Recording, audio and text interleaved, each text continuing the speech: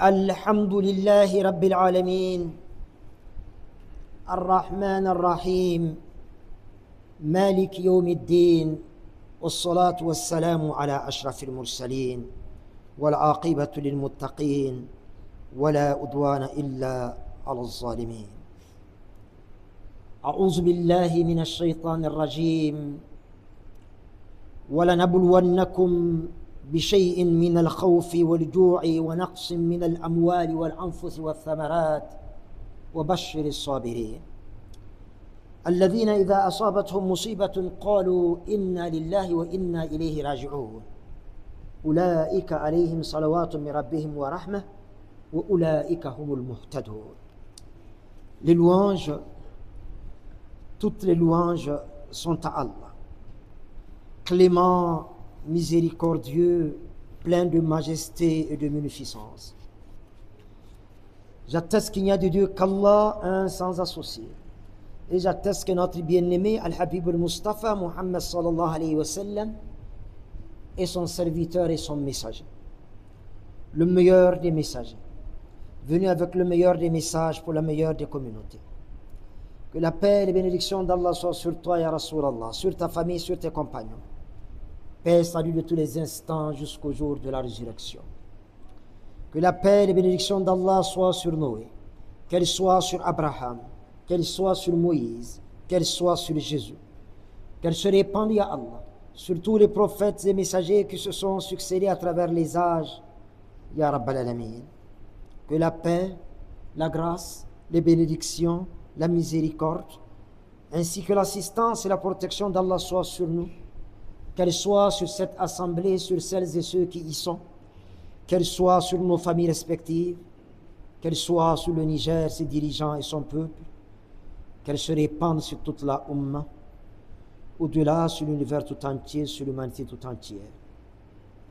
Et que ce jour saint de vendredi, cet instant solennel du sermon, la prière qui va suivre dans quelques instants, Inch'Allah, ainsi que toutes nos bonnes œuvres, témoigne pour nous le jour où les enfants, les richesses, les pouvoirs, les alliances et relations ne seront plus d'aucun secours, que seuls seront sauvés devant leur Seigneur ceux qui l'auront rencontré avec un cœur saint, que nous soyons de ceux-là, Ya Rabbal Alamin.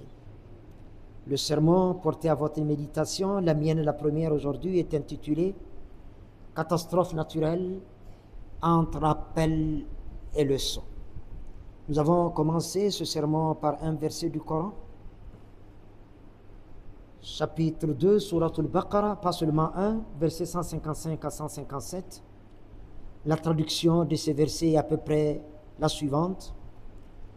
Nous, pluriel de la sainteté divine, c'est Allah qui parle, nous vous soumettrons très certainement à quelques épreuves en vous exposant de temps à autre à la peur et à la faim, en vous faisant endurer quelques pertes dans vos biens, dans vos personnes et dans vos récoltes, et fait l'heureuse annonce aux endurants.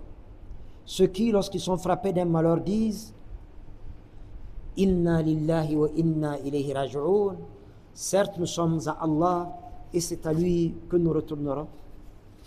C'est sur cela qu'Allah étendra sa bénédiction et sa miséricorde, et ce sont ceux-là qui sont sur le droit chemin, que nous soyons de ceux-là, Rabbal Alamin. Chapitre 2, Surat al-Baqarah, versets 155 à 157.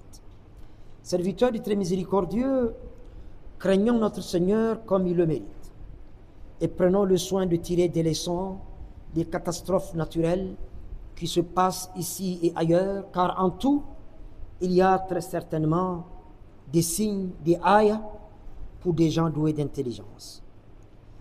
Serviteur du très miséricordieux, lorsque Allah a créé la terre était instable et bougeait de partout. Allah a alors fait pousser des montagnes et la terre s'est fixée par la volonté et l'omnipotence de l'omnipotent par essence et par excellence. Allah subhanahu wa ta'ala, avant de faire quitter nos premiers parents le paradis, a aménagé la terre et l'a rendue hospitalière pour l'homme, tel qu'il est fait mention au chapitre 2, verset 36, Surat al-Baqarah, « Walakum fil ardi mustaqarrun wa mata'un ila hin » Vous aurez sur terre un lieu de séjour provisoire et de jouissance éphémère. Lieu de séjour sur terre pour la vie et de séjour sous terre après la mort. De la terre, Allah nous a créés, dans la terre nous retournerons, et de la terre nous serons ressuscités le jour des comptes.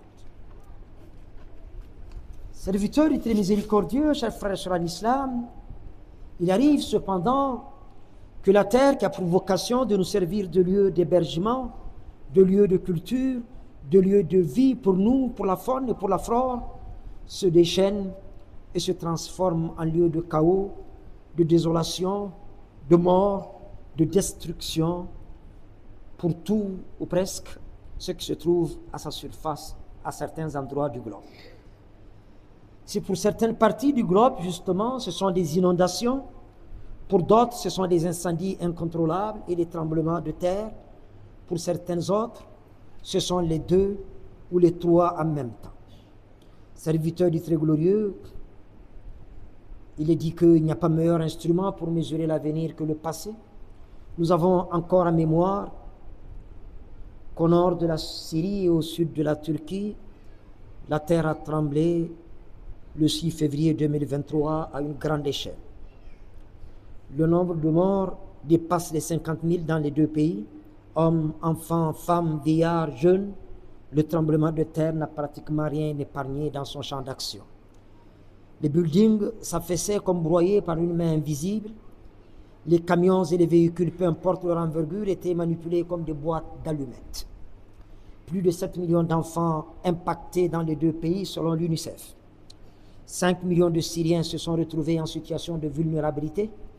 56 000 édifices ont été déclarés inhabitables par le gouvernement en Turquie.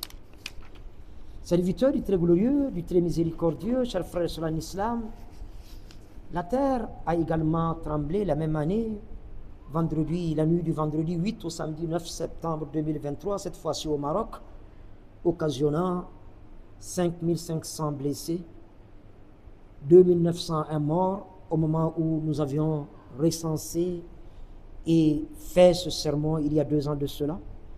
Plus de 100 000 enfants affectés selon l'UNICEF et plus de 100 000 personnes sans maison, sans abri. Serviteurs du très glorieux, du très miséricordieux, là à côté de chez nous en Libye, mais toujours en septembre 2023, eh bien, les inondations, le barrage qui a cédé a occasionné la mort de plus de 2300 personnes et plus de 10 000 portés disparus. Serviteurs du très glorieux, chers frères sur l'islam, ici même chez nous au Niger, en ce moment même si la situation par la grâce d'Allah est plus ou moins sous contrôle, et qu'il en soit ainsi à Allah, et pour toujours, d'importantes inondations ont occasionné des dégâts énormes sur les habitations, les infrastructures routières, emportant femmes, enfants et animaux. Mais selon les informations que nous avons, ce sont surtout les dégâts matériels qui sont énormes. Qu'Allah permette à nos morts d'avoir le statut de martyrs, prompt rétablissement aux blessés et à ceux qui ont tout ou presque perdu dans les pluies, dans les inondations, qu'Allah leur permette de se remettre en selle et que les pluies continuent à rester bienfaisantes et salvatrices, et qu'Allah y mette sa baraka dans tout ce qui peut sortir de terre et qui peut nous être profitable, afin que nos récoltes nous permettent à chaque fois de tenir jusqu'à d'autres récoltes et même au-delà, sans que nous soyons obligés de tendre la main à l'étranger, et parfois à quel prix pour nous nourrir. Seigneur, tu es plein de miséricorde, mets-nous au large de la miséricorde d'un autre que toi. Tu es la fontaine de toutes les miséricordes, tu es le plus miséricordieux d'entre les miséricordieux, tu es Arhamur Rahimin. Fais en sorte que ce soit nous qui donnions aux autres, et non nous qui attendons des autres, ya Rabbal Alamin. Serviteurs du très miséricordieux, ces situations nous concernent tous et nous interpellent à plus d'un titre, et commandent de notre part une certaine prise de conscience à bien des égards. Premièrement, ces catastrophes naturelles doivent nous rappeler l'omnipotence du Créateur et sa capacité redoutable à changer les situations, la permanence et la suffisance lui appartenant exclusivement. Il arrive que des pays qui se veulent des champions, des modèles de développement, aussi bien technologiques, scientifiques, économiques que militaires, se retrouvent démunis devant les forces de la nature, devant la manifestation de l'omnipotence divine.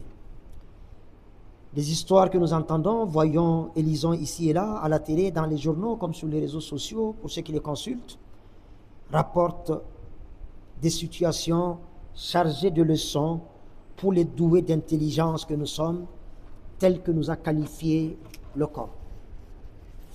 Vous avez certainement lu, en même temps que nous, l'histoire de ce jeune Turc, là je parle de 2003, dans le tremblement de terre, dans son pays, qui dit avoir été mis à la porte de son logement par son bailleur, qui lui réclamait une augmentation de loyer, qui lui était impossible d'honorer. Mis à la porte. Quelques jours plus tard, l'effroyable va se produire. Le tremblement de terre va intervenir. Et les voilà, lui et son bailleur, tous deux sans abri, mais encore en vie par la grâce d'Allah, côte à côte, sous une même tente, en train de se réchauffer. Quelle belle leçon que celle-là, qui nous rappelle que tout ce qui est appartient à Allah, et tout lui fera retour dans la plus grande humilité. Quelle belle leçon que celle-là, qui nous rappelle la suffisance, que la permanence et la suffisance, justement, appartiennent à Allah et Allah seul. Tout ce qui est en rapport avec les créatures que nous sommes est provisoire et éphémère.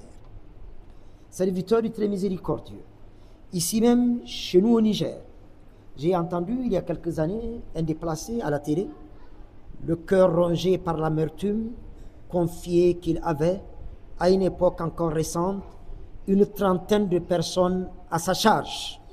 Et le voilà aujourd'hui à la merci des humanitaires pour assurer par la grâce d'Allah sa pitance journalière. Les voies du Seigneur sont impénétrables, ses secrets sont insondables. L'homme le plus riche de la terre et l'homme le plus pauvre de la terre assurent leur subsistance, assurent leur existence et attendent leur subsistance de la part du plein de majesté et de munificence chaque jour que le soleil se lève. Pareille situation doit avoir pour vocation de nous intimer au retour à Allah en toute sincérité par la demande du pardon et le repentir. Au nombre des leçons à tirer de ces situations, de ces catastrophes naturelles, ici et là, deuxièmement, nous devrons prendre conscience que ces catastrophes naturelles sont du ressort du Maître de l'univers, qui rappelle à ces créatures que nous sommes l'omnipotence du Créateur qu'il est, pas forcément pour nous châtier, mais pour très certainement garder vive dans nos mémoires notre faiblesse et notre entière dépendance de lui le Très-Haut. Pareille situation doit aussi nous rappeler les cataclysmes qui précèdent l'imminence de l'heure. Lorsque la terre va trembler, lorsque les mers vont déborder, lorsque le soleil et la lune seront réunis, ce jour-là, l'homme va demander Aïna al-mafar, où fuir? Kalla la wadhar ila rabbika yawma idhin mustaqar. Nulle part où fuir, le refuge ne peut être que vers ton Seigneur. Le messager d'Allah sallallahu alayhi wa sallam a dit que l'heure n'interviendra pas jusqu'à ce que la science soit retirée, sous-entendu par la mort des savants, et que les tremblements de terre se multiplient. Hadith rapporté par Al-Bukhari. Troisièmement, serviteur du très miséricordieux, il est de notre devoir et du devoir de tous les musulmans en pareille circonstance de tirer les leçons, pouvant découler de ce genre de catastrophe, rappelant comment certains peuples qui ont traité leurs messagers d'imposteurs et leurs messages d'imposture ont été châtiés en toute justice par le détenteur de la justice suprême, Allah subhanahu wa ta'ala. Ces catastrophes peuvent bel et bien n'être toute proportion gardée, bien entendu, un rappel du déluge qui s'est abattu sur le peuple de Noé, alayhi salatu wassalam. Un rappel, serviteur du très miséricordieux, de ce vent terrifiant et stérile qui a emporté le peuple de Had. Un rappel, chers frères et sœurs en islam, de la destruction de Pharaon et de son armée, engloutis par les eaux du Nil. Un rappel, serviteur du très glorieux, du très miséricordieux, de la dicte du peuple de Saba qui a cédé sous le règne des rois du Yémen. Un rappel encore et toujours. Ces catastrophes naturelles peuvent être un rappel du cataclysme qui a mis sens dessus, sens dessous les villes de Sodome et Gomorrhe pendant la mission prophétique du Nabiyullah Lut alayhi salam. Allah subhanahu wa ta'ala ne dit-il pas dans sa glorieuse révélation que le livre de tous les rappels, le livre des rappels par excellence, dans Surat Yusuf, لَقَدْ قَانَ فِي قَصَصِهِمْ إِبْرَةٌ لِأُولِي الْأَلْبَابِ. Dans leur récit, il y a certes une leçon pour les gens doués d'intelligence. Chapitre 12, Surat Yusuf, verset 111. Serviteur du très miséricordieux, il serait cependant bon de rappeler, et à juste titre, qu'Allah subhanahu wa ta'ala, fontaine de toutes les miséricordes, a fait l'heureuse annonce suivante à la umma de Muhammad sallallahu alayhi wa sallam: وَمَا كَانَ اللَّهُ لِيُعَذِّبَهُمْ وَأَنْتَ فِيهِمْ وَمَا كَانَ اللَّهُ مُعَذِّبَهُمْ وَهُمْ يَسْتَغْفِرُونَ. Allah n'est point tel qu'il les châtie alors que toi, Muhammad, tu es parmi eux, et Allah n'est point tel qu'il les châtie alors qu'ils demandent pardon. Chapitre 8, Surat Al-Anfal, verset 33. Les idolâtres de la Mecque sont venus un jour trouver le Messager d'Allah sallallahu alayhi wa sallam et lui demander à son Seigneur de faire descendre sur eux une pluie de pierres ou un supplice douloureux, comme preuve de la véracité et de l'origine divine du Coran. La réponse viendra du 7e ciel, de la part du maître de toutes les décisions. Et au Messager d'Allah sallallahu alayhi wa sallam de sourire et de dire à sa communauté qu'elle peut se réjouir, car Allah vient de faire descendre sur elle 2 formes de sécurité. De mon vivant, dira-t-il, Allah a promis, et sa promesse est vérité, il ne va pas vous punir.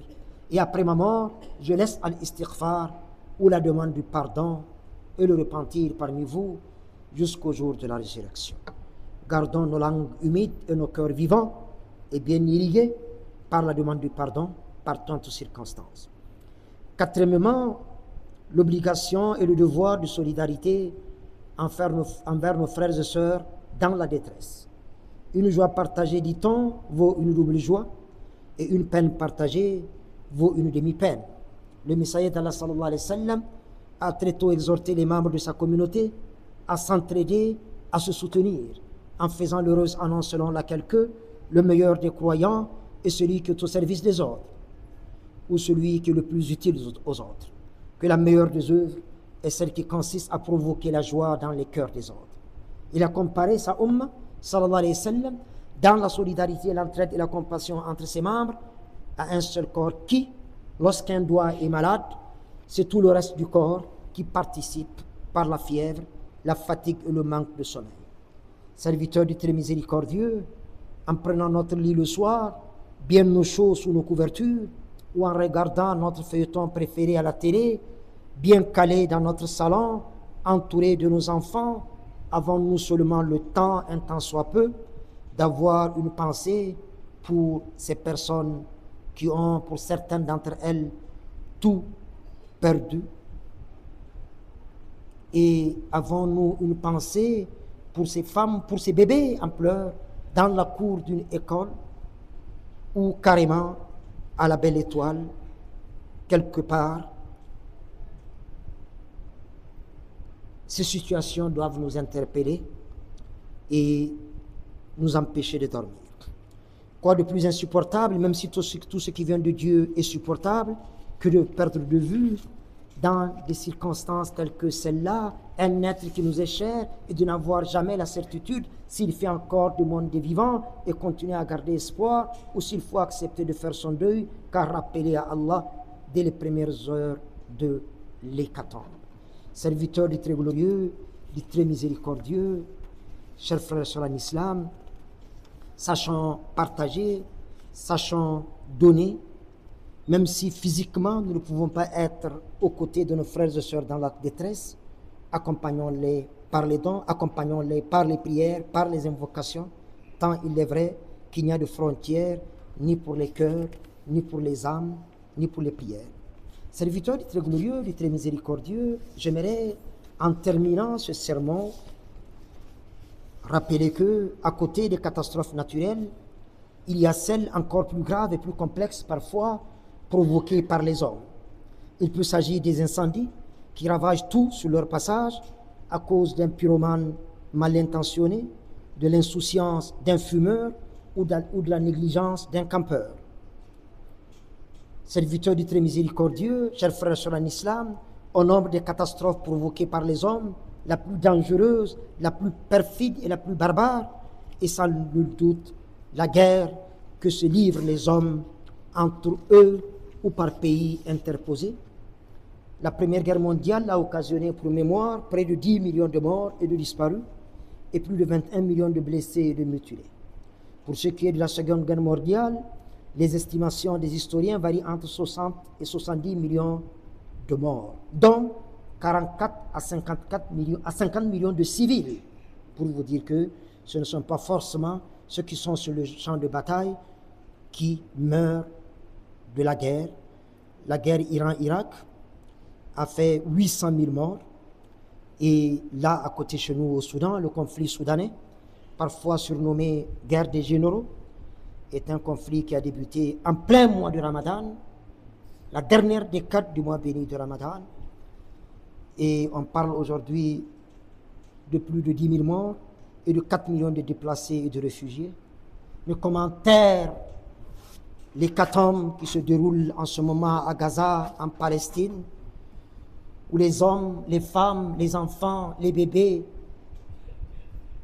les nouveau-nés, même les enfants qui sont en assistance respiratoire parce que prématurés, ne sont pas épargnés. Plus de 40 000 morts, qu'Allah permette aux hommes de faire taire les armes partout à travers la terre, ici chez nous au Niger et partout à travers la terre, pas par les armes mais par la paix, afin que ici et partout règne la paix, la cohésion sociale, la fraternité islamique, la parenté spirituelle, dans un monde qu'on espère uni, prospère et solidaire. Priez pour le bien-aimé, prière sans laquelle aucune invocation ne montera au ciel. اللهم صل وسلم وبارك على محمد وعلى ال محمد كما صليت وباركت ورحمت على ابراهيم وعلى ال ابراهيم في العالمين انك حميد مجيد.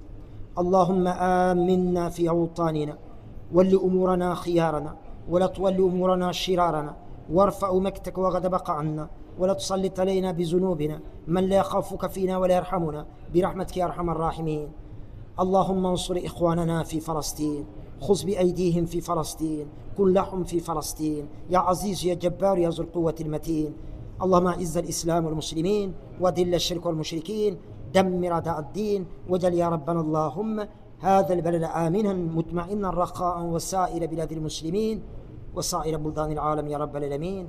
وصلي وسلم وبارك اللهم على محمد وآله الطاهرين، وارض اللهم عن الخلفاء الراشدين وعن بقية صحابة نبيك أجمعين وعن التابعين وتابع التابعين وتابعين لهم بإحسان إلى يوم الدين وعنا معهم أجمعين بمنك وكرمك يا رحمن يا رحيم. عباد الله، إن الله يأمر بالعدل والإحسان وإيتاء ذي القربى وينهى عن الفحشاء والمنكر والبغي يعظكم لعلكم تذكرون. اذكروا الله العظيم الجليل يذكركم واشكروه ولا نعمه يزدكم ولذكر الله أكبر والله يعلم ما تصنعون. قوموا إلى صلاتكم يرحم